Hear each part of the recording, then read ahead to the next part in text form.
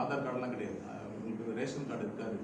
இவங்களுடைய இந்த நாட்டு பிரஜைன்னு சொல்லிக் கொள்றதுக்கான எந்த ஒரு ஆதாரமும் அந்த பிள்ளைங்கள்ட்ட இருக்காது. அதை தேடுறது, பாஸ்போர்ட் எடுக்கிறது தான் பெரிய பிரச்சனை நான் சொன்னேன். அவர் ரொம்ப வியந்து போயிட்டாரு. பணம் தான் இல்லைன்னு சொல்லுவாங்க வழக்கமா. நீங்க பணங்கிறதுக்கு முன்னாடி பெரிய பிரச்சனையை சொல்றீங்க. இந்த மாதிரி ஒரு அமைப்பு குழந்தைங்க தான் எங்களுக்கு வேணும். அவங்க தான் வளர்ச்சியில வரணும்னு நாங்களும் எங்களுக்கு நோக்கம்னு சொல்லி அவங்களோட நோக்கமும் எங்கள் நோக்கமும் ஒன்று சேர்ந்தது. 9 குழந்தைங்க நான் தயார் பண்ணோம். ஒருத்தருக்கும் பிறந்த சர்டிஃபிகேட் இல்லை. ஒருத்தருக்கும் அந்த குடும்பம் அவங்க அம்மா அப்பா கிட்ட கூட கிடையாது. அவங்களுக்கு ரேஷன் கார்டு கூட கிடையாது. அவங்களுக்கு எந்த ஆதாரமும் இல்லை.